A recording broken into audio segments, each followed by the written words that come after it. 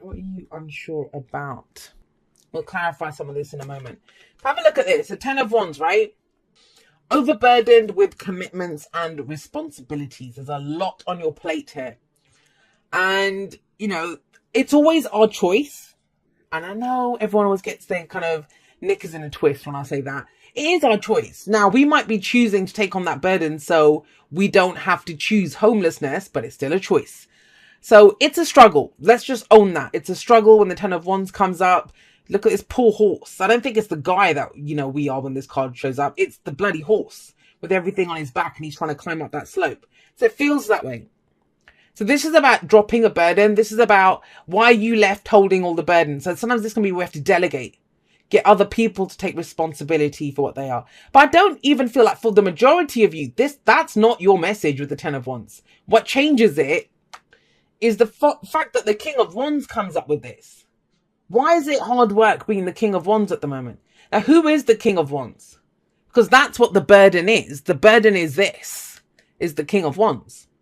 And yeah, some of you might be dealing with someone who has the qualities or the characteristics of the King of Wands.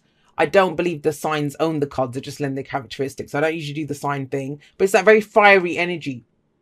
But when it comes up as an underlying energy, it's usually us. It's not anyone else. But it's general. So people can be central to our story. In which case, this is to help you gain a deeper understanding of that. But the King of Wands is someone who acts on his passions. He's confident. He takes action. He goes for it.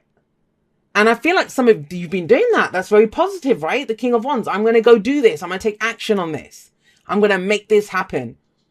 What inspires me, I'm going to act on that. And it's not been easy. It's not been easy. So that's going to think about that energy. For some of you, you know what you want to do. You're inspired. You want to take action. But it's like, how can I when I'm carrying all that crap with me, right? Got it. For others of you, the act of actually being this King of Wands is the burden. It's that, you know, if you're getting, I don't know, very attractive, a lot of advances coming at you, or at work, you know, you're the star, the employee of the month now and all the rest of it. But it's a lot of work. It's a lot of work. So there's something around that. That's the theme that's coming up as the underlying energy. But there's massive shifts and changes happening within that.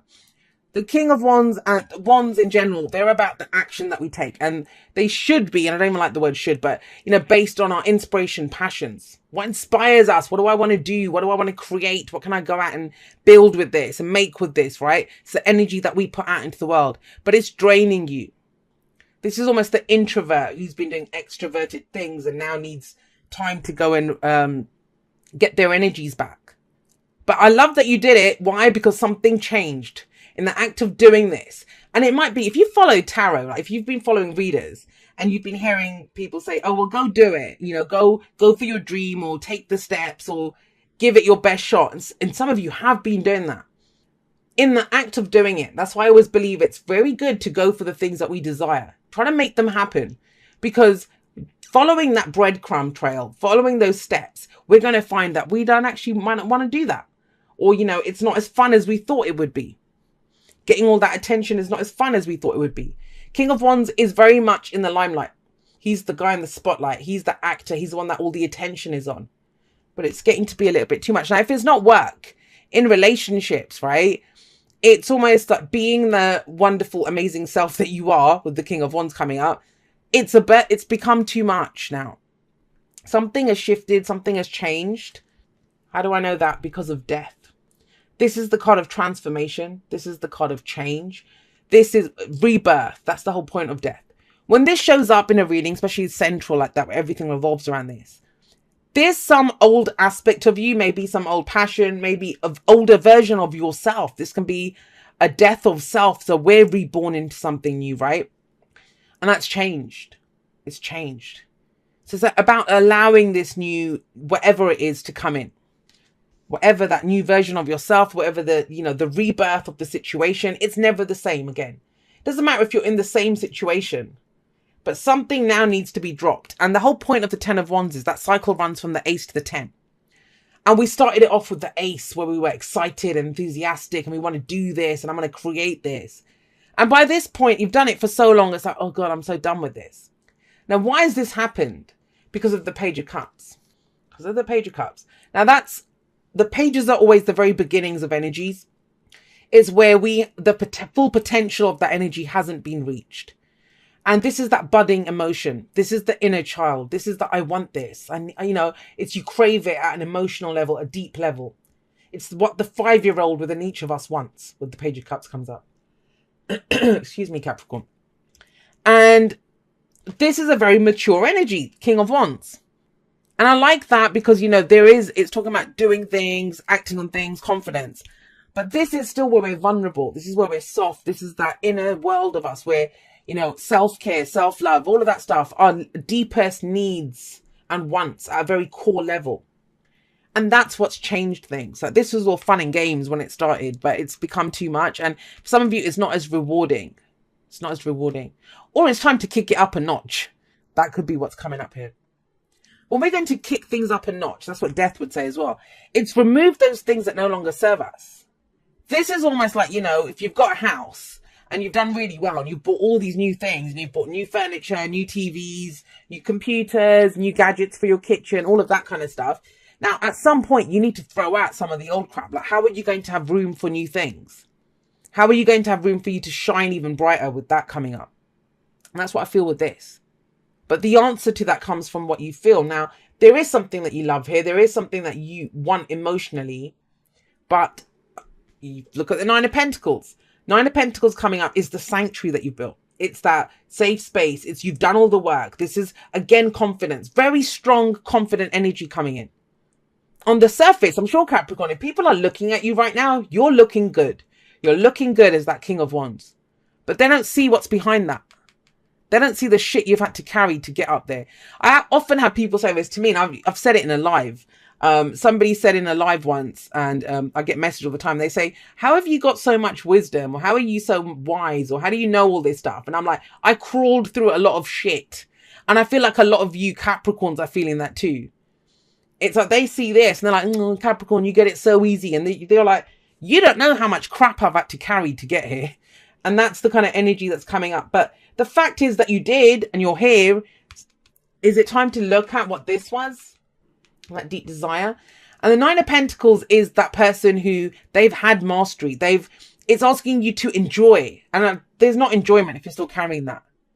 Enjoy the attention that you're getting. Enjoy who you are. Recognize your own attractiveness. And I don't just mean that physically beautiful. It's in the fact, it's also in the fact, I can't even talk. It's also the fact of, you know, attracting what you want to yourself. But what's the point of having all that if you can't use it how you want to? So the Nine of Pentacles says, enjoy what you've done.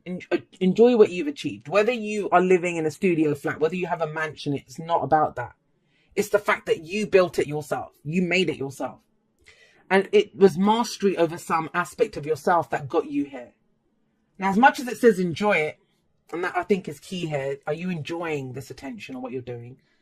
It also says you can stay safe here, but, you know, this can become the gilded cage. This is when we stay in a situation for the money, for the security, for whatever it is. And the Nine of Pentacles says, all right, enjoy that, but there's a whole world to explore outside of this safe space that you've created. You now have the confidence. You now have the skills. You have all of it to expand on that, to expand on it. When I get this kind of energy, if this Ten of Wands wasn't here, this would be amazing. It's like you've become someone, but I would still say go global. If you're a star in your hometown, then this is about going global, going bigger, going like national. It's that kind of energy.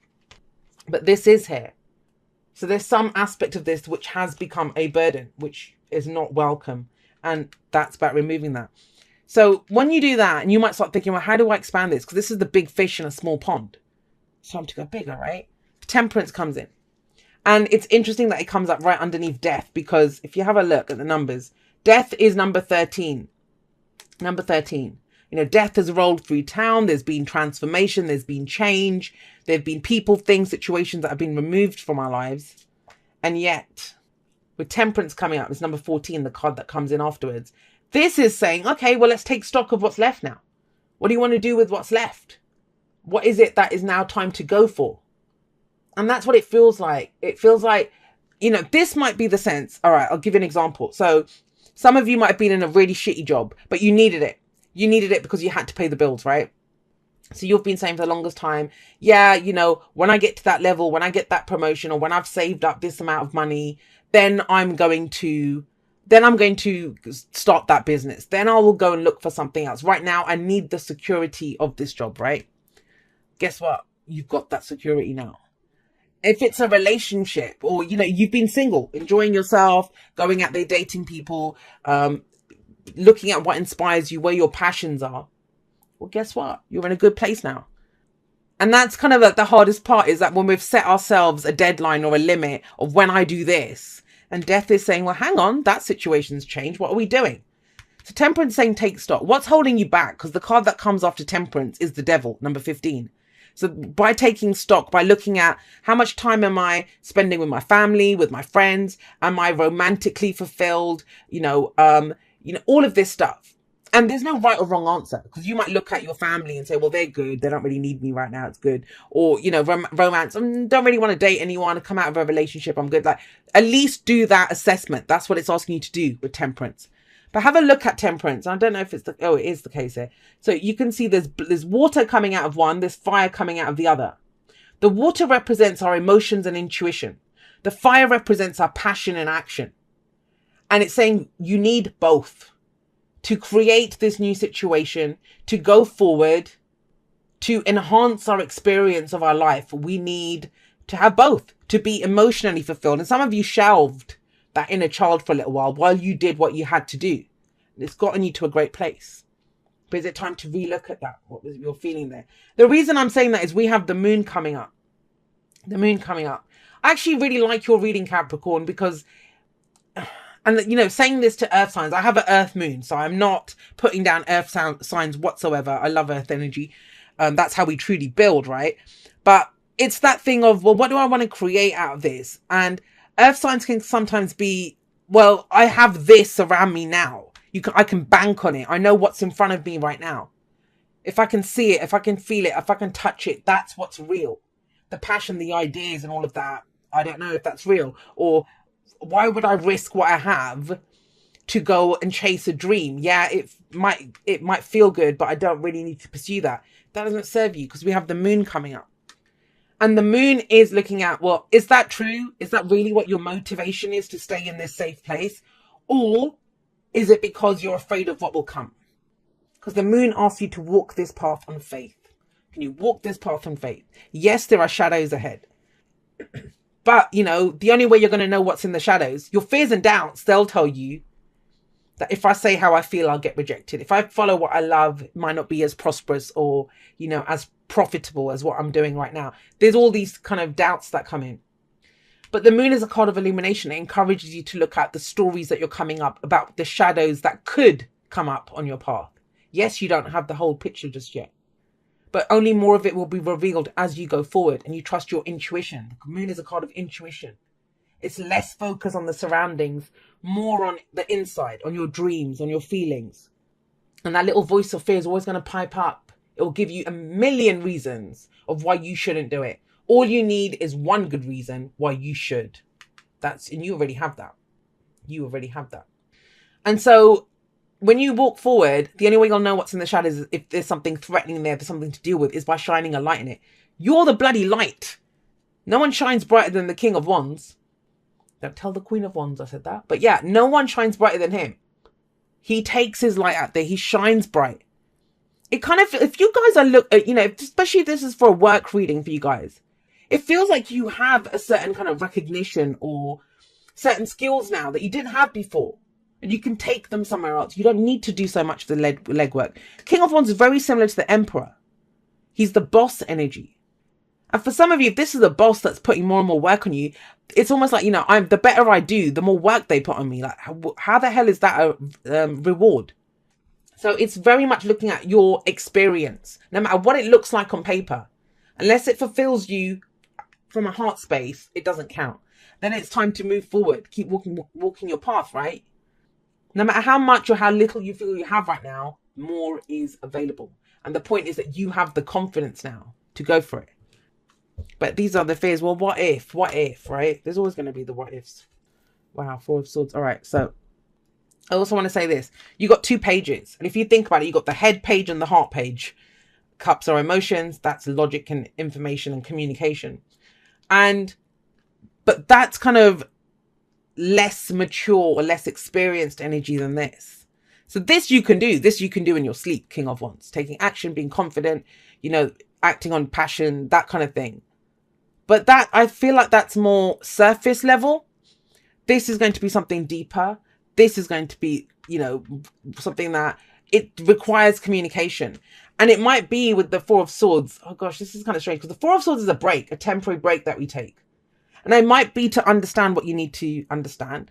For some of you, you haven't been, someone that you haven't talked to, an old colleague, your partner. Have you not expressed stuff to your partner for a while? This is that where we put our swords down. We don't fight anymore. There's no communication here.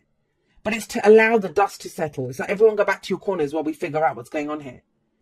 Now you have an inkling of what's going on, but that's why the moon's coming up, because there is confusion. We haven't fully explored the feelings. We haven't fully explored the thoughts or the ideas or the information. And this is a card of healing. Now, I feel like you have gone through some healing, and we're all healing always. If you don't want to use the word healing, you've gone through working through like some issues, some triggers, whatever it was. Some, views of yourself, ideas of yourself. You're sitting pretty on that now. But let's take that baby out for a ride, right? Let's take this fabulous person out for a ride and go explore feelings now and thoughts and ideas and communicate. And I've been saying this a lot to people. If you've had a reading with me last few weeks, because you've heard me say this to you, which is that last part of healing, it happens now as we go forward. As we go forward. We all took that fall off a horse. We all had to heal broken bones and stuff at an energetic level, right? Emotionally or mentally. And you did the healing.